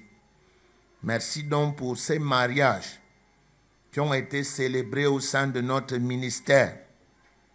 Merci au nom de Jésus-Christ, parce que tu vas permettre que ces mariages perdurent et surtout que tes enfants développent un esprit de dialogue, de concertation avec leurs épouses et que leur mariage soit des mariages réussis, des mariages des enfants chrétiens qui vivent leur chrétienté au travers de la pratique des principes de la parole de Dieu. Aujourd'hui donc, Père, je voudrais me tenir devant le trône de ta grâce pour te dire que toi-même tu as dit qu'il n'est pas bon que l'homme soit seul. Et dans la même lancée, il y a beaucoup d'hommes ici qui sont seuls et beaucoup de femmes qui sont seules. Et je te prie au nom de Jésus-Christ afin que tu accordes des mariages à toutes ces femmes et à tous ces jeunes qui veulent te mettre à l'épreuve par le chiffre 2. C'est toi qui enseignes que si deux s'accordent sur terre pour demander une chose quelconque, elle va leur être accordée. C'est pour cela que nous croyons qu'il y a une grande bénédiction dans la relation spéciale qu'est le mariage, parce que toi tu bénis et tu déverses la richesse dans des couples mariés. Puisqu'ils sont ce que la parole de Dieu dit qu'ils sont, ils peuvent, il ne leur reste donc qu'à agir. Aujourd'hui, mon Dieu et mon roi, je voudrais te prier pour tous les autres qui sont restés dans le célibat. C'est toi qui dis qu'il n'est pas bon que l'homme soit seul. Le célibat devient juste une option. Au nom de Jésus-Christ donc, Père, accorde les mariages à tous ceux qui sont disposés à les recevoir, à toutes les femmes qui ont développé le caractère d'une aide, à tous les hommes qui ont développé le caractère d'un camarade. Père éternel et tout-puissant, accorde-leur, au nom de Jésus-Christ, de rencontrer l'âme sœur.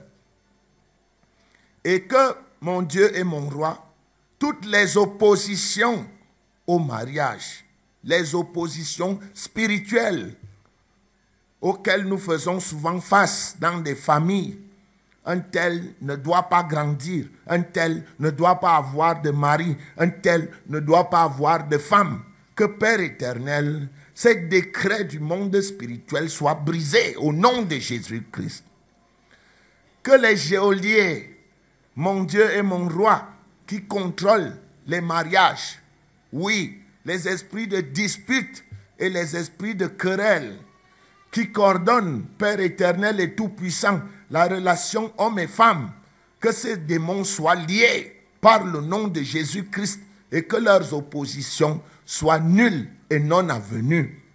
Nous avons décidé, comme les autres décident, comme les satanistes décident, nous, fils de Dieu, avons décidé que désormais, nous prenons en main nos propres destinées et que des êtres spirituels négatifs ne doivent plus coordonner nos vies, nos mariages. Au nom de Jésus-Christ, nos avoirs doivent être protégés par ta sainteté. Nos biens doivent être mis sous ton couvert et la puissance de l'adversaire n'a pas le droit de fonctionner, Père éternel et tout-puissant, dans les vies du couple. Voilà pourquoi, ô Dieu, je décrète aujourd'hui, par le nom de Jésus-Christ, que les contrôleurs de mariage soient renversés, que tous ceux qui vivent dans les ventres des jeunes filles, tous ceux qui viennent dans la nuit, les maris de nuit, qui ont pris des engagements, Père éternel, qu'ils soient renversés, que leurs engagements soient renversés, que toutes les dots qui ont été versées dans le domaine spirituel soient annulées par le nom de Jésus. Les dots qui ont été versées pendant les rêves, les dots qui ont été versées, Père, dans des familles, à l'insu même des enfants de Dieu, les dots qui ont été versées pour nuire à leur vie, les dots qui les ont engagés dans des mariages spirituels, que ces dots soient renversées par les anges. Au nom de Jésus-Christ, Jésus a payé pour la liberté des enfants de Dieu. Et j'invoque la liberté par la mort de Jésus-Christ, que cette liberté devienne évidente dans les vies de tous ceux qui sont contrôlés spirituellement par la sorcellerie, par des conciliabules, par des complots spirituels familiaux. Au nom de Jésus-Christ, que la puissance de l'adversaire n'ait plus d'autorité. Papa céleste, renverse les dots. Renverse toutes les dots qui ont été versées et les dots qui retiennent captifs les enfants de Dieu, les dots qui ont été versés dans les rêves, les dots qui ont été versés dans des chambres d'incantation, dans des forêts sacrées, au sein des familles, que toutes ces dots, Père éternel et tout-puissant, soient remboursées par le sang de Christ, soient remboursées par le sang de Christ. J'annule tout mariage spirituel, Père éternel et tout-puissant. Il n'est pas écrit que l'homme quittera son père et sa mère pour vivre avec un esprit ou alors pour vivre avec un corps qui est dans l'astral. Que tous ces corps qui sont dans l'astral, qui coordonnent les vies des gens, soient neutralisés par la force de Dieu. Que toutes ces puissances qui sont là pour nuire, pour coordonner, pour contrôler les vies, soient brisées au nom de Jésus-Christ. Que ces manipulateurs qui se transforment en diverses formes de maladies, les maux de ventre, les règles douloureuses, les maux d'estomac, les maux des intestins, qu'il n'ait pas de place dans les ventres des enfants de Dieu. Que toute occlusion intestinale due par des esprits diaboliques soit défaite par le nom de Jésus-Christ. Papa Céleste, je te suis infiniment reconnaissant parce que tu es le roi des rois et le Seigneur des seigneurs. Et que nous, fils de Dieu, pouvons confesser la parole de Dieu maintenant. Jésus, tu es le Seigneur de ma vie. Je crois dans mon cœur que Dieu t'a ressuscité des morts. Je suis sauvé. Jésus, tu es l'unique Seigneur de ma vie. Je crois dans mon cœur que Dieu t'a ressuscité des morts. Oh, je suis sauvé. Par le nom de Jésus-Christ. Nous, enfants de Dieu, avons décidé de prendre nos destinées en main. Au nom de Jésus-Christ, nous décidons que la voie du mariage soit ouverte à tous les enfants de Dieu. Au nom de Jésus-Christ, nous annulons toutes les dots versées dans les rêves, versées dans les cercles, versées dans les sectes, dans les chefferies, les dots versées pour la sorcellerie. Que toutes ces dots soient anéanties. Au nom de Jésus-Christ. Et que toute opposition au mariage, au sein de la maisonnée, soit anéantie. Que toute opposition, toute forme d'opposition, par la maladie, par la pression mentale, par la pression matérielle, soit anéantie. Au nom de Jésus-Christ, soit anéantie. Au nom de Jésus-Christ, nous, fils de Dieu, avons décidé que les maris de nuit doivent être anéantis dans nos vies et celles de nos frères et sœurs. Au nom de Jésus-Christ, que toute pratique magique qui a pour but d'empêcher le mariage et la procréation soit anéantie et annulée au nom de Jésus-Christ. Amen. Père éternel et tout-puissant, je te suis infiniment reconnaissant parce que tu n'es pas un homme pour mentir, ni fils d'un homme pour se repentir de tes dons. Lorsque tu donnes le mariage, tu le donnes pour le bien-être des enfants de Dieu. Nous te sommes donc reconnaissants, infiniment reconnaissants, parce que tu brises les oppositions familiales, le lien de famille, les liens de parenté qui s'opposent au mariage que tu as institué. Au nom de Jésus-Christ, que tous les esprits qui vivent dans les corps sous forme de mari soient chassés, parce que tu n'as pas établi le mariage avec un esprit, ni avec un démon. Que les succubes et les incubes qui occupent les vies des gens soient liés. Je les chasse. Allez-vous-en dans les lieux arides. Au nom du Seigneur Jésus-Christ, libérez les mariages. Libérez les mariages. Libérez les mariages. Libérez au nom de Jésus-Christ. Il est écrit qu'au nom de Jésus-Christ, tout genou fléchira au ciel, sur la terre, sous la terre, et que toute langue confessera que Jésus-Christ est Seigneur, à la gloire de notre Dieu et de notre Père. Père éternel et tout-puissant, que les contrôleurs de mariage soient donc liés, que toute opposition, tout esprit qui a été balancé dans les relations hommes et femmes soit neutralisé et jeté hors du couple, précipité hors des couples. Que l'esprit de querelle, de discorde qui vient contrôler les mariages soit anéanti au nom de Jésus. Le menteur, l'intimidateur, celui qui passe son temps à intimider, à mentir. Père éternel, l'esprit d'arrogance qui soit fléché par le Dieu Tout-Puissant, qui soit anéanti par la force du Dieu Tout-Puissant, que son pouvoir soit écrasé, que tous les plans contre nos enfants soient anéanti tout pouvoir contre nos enfants soit écrasé au nom du Seigneur Jésus-Christ. Tu as dit, Père, que c'est toi qui es l'organisateur du mariage. Et si tu organises le mariage, personne ne peut s'opposer à ce que ceux qui s'aiment se marient s'ils respectent les règles, ta légalité. Au nom de Jésus-Christ, plusieurs sont venus des villages, dans les rêves, pour posséder les corps des jeunes filles.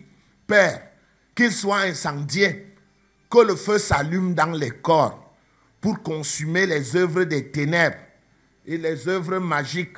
Au nom de Jésus-Christ, Papa Céleste, consume leur méchanceté dans les corps, consume la saleté qu'ils introduisent dans les corps, consume la saleté et l'opposition et même la résistance qu'ils opposent au mariage, à l'épanouissement, au nom de Jésus.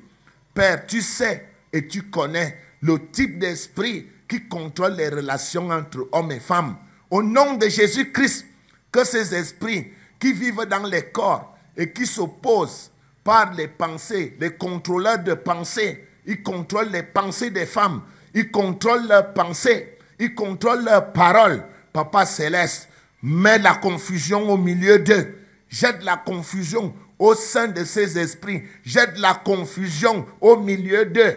Que les tantes, les oncles, le lien de famille, le lien de parenté qui contrôle les mariages soient liés au nom de Jésus. Que cette catégorie d'esprits sorte des corps. Sortez. Il est écrit dans la parole de Dieu que tout genou fléchira au ciel, sur la terre et sous la terre, et que toute langue confessera que Jésus-Christ est Seigneur, que toute opposition au mariage des enfants de Dieu soit brisée. Les oppositions spirituelles soient brisées au nom de Jésus-Christ. Que le nom de Jésus brise tous les liens, toutes les entraves aux pieds, aux mains qui empêchent l'élévation au niveau du mariage. Au nom de Jésus-Christ, que le nom de Jésus ôte des visages les signes de célibat, les marques de célibat qui ont été placées dans les corps, dans les sexes, dans toutes les parties du corps. Que la parole de Dieu qui court avec vitesse déstabilise ces marques diaboliques, incendie le pouvoir de Satan, neutralise les opposants spirituels, neutralise les opposants spirituels, renverse la domination des opposants spirituels au nom du Seigneur Jésus-Christ. Père, tu as dit dans ta parole que la divination et la magie ne peuvent rien, que les magiciens qui s'agitent dans tous les coins du Cameroun contre tes enfants, tous ces magiciens, frappe-les au nom de Jésus. Frappe les magiciens qui s'agitent dans tous les camps du Cameroun, dans toutes les parties du Cameroun, les magiciens qui veulent influencer de loin ou de près, ou qui viennent en renfort pour aider les sorciers, frappe les renforts. Frappe les renforts qui viennent dans les rêves. Frappe les renforts qui viennent la nuit pour, Père éternel, entraver ce que ta main a libéré. Ne les laisse pas. Que les anges les égorgent au nom de Jésus-Christ. Que les marabouts qui sont impliqués dans ces opérations deviennent nuls. Que leurs esprits fuient au nom de Jésus-Christ. Que leur vase éclate. Que leur peau éclate. Que l'objet de leur domination, Père éternel et tout-puissant, soit libéré. Les esprits diaboliques qui viennent la nuit dans les rêves, qu'ils soient neutralisés par la force de Dieu. Père éternel, anéantir leur multiplication. Ils ont l'art de se multiplier dans les corps par des techniques qui sont les leurs. Mon Dieu et mon roi, à partir de maintenant, nous, fils de Dieu, avons décidé de leur échec. Qu'ils échouent en aussi grand nombre qui sont venus. Ta parole nous enseigne que nous sommes la tête et non la queue, que tous les démons, tous les esprits qui sont invoqués pour venir aider l'échec, Père éternel, soient liés et jetés dans les lieux arides. Au nom du Seigneur Jésus-Christ, nous confessons la parole de Dieu. Je réclame ma liberté. en Christ, au nom de Jésus-Christ. Je réclame ma justice en Christ. Christ a été fait pour moi. Justice au nom de Jésus-Christ. Que toute impureté dans mon corps disparaisse au nom de Jésus. Que tout esprit d'injustice disparaisse au nom de Jésus-Christ. Toute puissance négative qui me plonge dans l'injustice doit être renversée par la force de Dieu. Christ est mort pour moi. Au nom de Jésus-Christ, Dieu a fait les cieux et la terre, la mer et tout ce qui s'y trouve. Il garde à toujours sa fidélité. Au nom de Jésus-Christ, Père, fais venir d'une terre lointaine quelqu'un pour accomplir tes desseins dans ma vie. Au nom de Jésus-Christ. Père, ouvre les voies et les portes de la délivrance totale dans ma vie. Tu as dit et tu réalises. Tu as conçu et tu exécutes. Seigneur, tu as dit que nous avons bien vu et tu veilles sur ta parole pour l'exécuter. Exécute ta parole dans ma vie. Ta parole court avec vitesse. Ta parole est puissante et énergétique. Qu'elle détruise dans ma vie et celle des miens toute plante que tu n'as pas plantée. Que les plantes du célibat disparaissent de ma maison et de ma famille. Au nom de Jésus-Christ, il n'est pas bon que l'homme soit seul. Tu lui as fait une aide. Et personne ne peut empêcher à une femme d'être une aide. Au nom de Jésus-Christ. Amen. Dieu Tout-Puissant, je te suis infiniment reconnaissant parce que non seulement tu donnes les mariages, mais aussi tu ouvres les ventres. Que les femmes accouchent au nom de Jésus. Ouvre les ventres, que les femmes accouchent. Que tous les dépôts, toutes les saletés des démons qui ont été placés dans des bas-ventres prennent feu maintenant. J'allume le feu qui dévore. Le feu qui dévore les impuretés. Le feu qui dévore les impuretés. Tu as donné le mariage. Tu ne te répands pas de tes dons et de ton appel. Donne aussi les enfants. Que les enfants rentrent dans tous les ventres. Maintenant, par le nom du Seigneur Jésus, que ta force d'accouchement commence à se manifester. Et que tous les démons qui ont été dans des corps pour empêcher l'accouchement soient frappés maintenant. Par le nom de Jésus-Christ, Père éternel, que les trompes soient débouchées. Que les contrôleurs de cycle soient contrôlés par ta parole. Les parents, les anges, Père éternel, les parents, les anges de la mort, les oncles, les tantes qui sont à l'actif de la stérilité, qu'ils soient touchés dans les ventres. Tu n'es pas un homme pour mentir.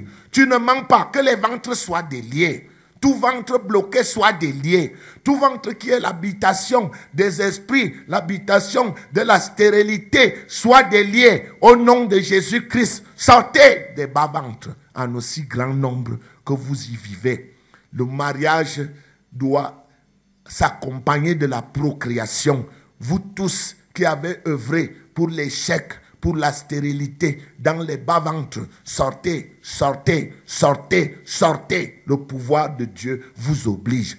Vous tous qui avez bloqué les bas-ventres, vous tous qui êtes les myomes, qui êtes les kystes, qui êtes les fibromes, vous qui êtes des pertes blanches, vous qui êtes les règles douloureuses, soyez touchés par la force de Dieu. Déliez les ventres, que les ventres soient totalement déliés.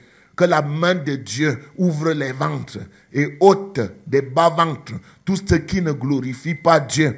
Que la main de Dieu donne l'accouchement. C'est toi qui dis dans ta parole, Dieu, tu dis dans ta parole, empêcherai-je d'accoucher? Moi qui donne des enfants au nom de Jésus. Donne des enfants au nom de Jésus. Donne des enfants, que les bas-ventres soient libérés. Que ceux qui ont habité les bas-ventres libèrent au nom du Seigneur Jésus-Christ. Papa, tu n'es pas un homme pour mentir. Tu n'as jamais donné un mariage et tu ne t'es jamais arrêté au milieu d'une bénédiction. Les mariages doivent être accompagnés d'enfants. Toutes ces filles auxquelles tu as donné le mariage doivent aussi accoucher. C'est un décret du ciel. Au nom de Jésus-Christ, tout genou fléchira au ciel, sur la terre, sous la terre. Toute langue confessera que Jésus-Christ est Seigneur. Renforce les fiançailles. Renforce les amitiés des filles avec leur mari au nom de Jésus. Renforce que rien ne vienne faire obstacle à ces relations. Renforce qu'il y ait la paix, que l'esprit qui cause toujours la discorde dans les mariages soit vaincu. Donne des enfants, Père éternel. Donne des enfants au ventre. Ouvre les ventres. Tu es le plus grand chirurgien. C'est toi qui nous as tissés. Tu nous as tissés. Tu nous as fabriqués. Tu nous as tissés. Tu nous as créés. Tu nous as formés. Tu nous as fait, Père éternel et tout-puissant. Aucun docteur n'est plus puissant que toi. Tu es le meilleur docteur, Père éternel. Que la stérilité sorte des ventres. Sortez, allez-vous-en. Au nom de Jésus-Christ. Père, nous, enfants de Dieu, avons décidé de l'accouchement de tes enfants. Nous avons décidé. Et ce n'est pas Satan ou un être de la famille de s'opposer à l'accouchement. Nous confessons. Nous avons décidé de donner l'accouchement à nos enfants. Nous nous opposons à toute opposition. Nous décrétons nul toute résistance dans le ventre d'un enfant de Dieu. C'est nous qui décidons. Sortez au nom de Jésus-Christ. Sortez des ventres. Jésus est Seigneur. Il est le Seigneur de la conception. Il est le Seigneur des mariages. Sortez des couples. Sortez des ventres. Esprit de stérilité. Va-t'en. Sors du milieu de nous. La paix de Dieu réside dans les ventres. La fertilité de Dieu réside désormais dans les ventres. Nous avons décidé, au nom de Jésus-Christ, nous sommes enfants de Dieu, héritiers de Dieu, co-héritiers de Jésus-Christ. C'est nous qui décidons. Et nous disons aujourd'hui que nos enfants accouchent au nom de Jésus. Que toute résistance sorte des corps, s'en aille dans les lieux arides, selon l'ordre de Dieu. Au nom de Jésus-Christ. Amen. Père éternel et tout-puissant, nous te sommes infiniment reconnaissants parce que la vérité vient de toi. Jadis, les esprits ont décidé à notre place. Ils ont décidé de vivre dans nos corps, de boucher les trompes, de boucher les bas-ventres, de retenir les enfants dans la stérilité, d'empêcher les mariages. Aujourd'hui, nous avons décidé que nos enfants doivent se marier parce que c'est toi, les règles du mariage, c'est toi qui les as établies. Satan n'a rien établi dans le monde. Ses disciples n'ont rien établi. Que toute leur magie soit anéantie. Que leur parole soit anéantie. Que leur malédiction soit anéantie. Christ est devenu malédiction pour nous. Il est écrit maudit quiconque est pendu au bois. Que toute malédiction qui a été prononcée contre nous, contre l'accouchement, contre la prospérité, contre la réussite scolaire, nous prenons tout. Nous ne laissons rien entre les mains. Nous prenons l'école. Nous prenons la prospérité. Nous prenons l'accouchement. Nous prenons Père éternel, le travail, nous prenons tout. Personne ne bloque l'enfant de Dieu quelque part. Et que les anges de Dieu soient là, désormais, pour exécuter les décisions de Dieu. Et que la colère de Dieu soit placée sur ceux-là qui s'opposent à la vérité de Dieu. Christ est mort pour nous. Il a payé pour nous. Nous sommes devenus une même plante avec Christ, en conformité à sa mort. Et personne ne peut empêcher qu'un enfant de Dieu n'accouche pas. La stérilité doit sortir des corps. Sors! Qui ment? C'est Dieu qui ment. Sors du ventre et va-t'en dans les lieux arides. Honte à toi. Que la colère de Dieu se repose sur toi. Que la colère de Dieu repose sur toi. Dieu n'a jamais menti. Dieu n'est pas un homme pour mentir. Ce qu'il a dit s'accomplit toujours. À partir d'aujourd'hui, les grossesses collent dans le ventre. Les grossesses collent, j'ai dit, ça colle. Ça ne sort plus. Personne ne fait plus sortir. Ça entre et ça cale. Nous avons décidé tous ensemble, au nom de Jésus-Christ, nous avons décidé que les grossesses entrent et ça cale. Ça ne sort plus. Personne ne boit plus. Personne n'enlève plus. Ça ne va pas dans les grossesses extra. Ça n'entre pas dans les trompes pour les ablations des trompes. Zéro. Ça va se fixer là où ça doit se fixer. Et nous allons avoir des accouchements dans 9 mois au nom de Jésus-Christ. C'est nous qui décidons. Les enfants doivent entrer désormais. Jésus-Christ est Seigneur. Et les mariages doivent devenir effectifs. Nous voulons voir les bagues de fiançailles, les bagues de fiançailles, les déclarations d'amour. Que la haine disparaisse, que les contrôleurs de haine disparaissent. Les contrôleurs de haine disparaissent. Les contrôleurs de discorde au sein des ménages. Au nom de Jésus-Christ. La parole de Dieu est la volonté de Dieu. Père éternel et tout-puissant, nous voulons te remercier maintenant parce que les anciens peuvent se mettre à oindre d'huile pour que la bénédiction de Dieu s'accomplisse effectivement dans les vies des uns et des autres au nom de notre Seigneur Jésus-Christ. Éternel des armées, grand Dieu et grand roi, Père de Jésus-Christ et des croyants ici rassemblés, Père, nous voulons te dire merci pour cette journée que tu as bien voulu que nous soyons ensemble.